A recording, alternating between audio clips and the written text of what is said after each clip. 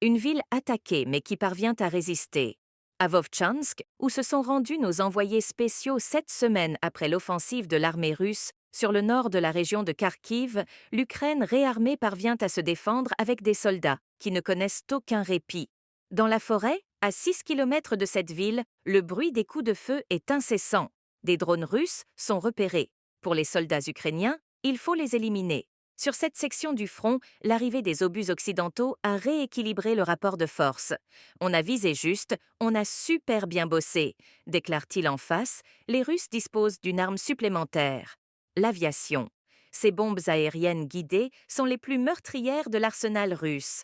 Face à elles, rien ne résiste. Ça tombe là. Quand on doit se cacher dans un trou comme ça, c'est sûr qu'on n'emmène pas large, commente Seri, un autre soldat, alors qu'une bombe vient de frapper le sol.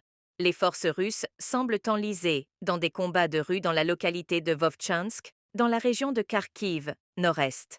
Il fait également état de combats intenses dans 3 zones clés du front Est.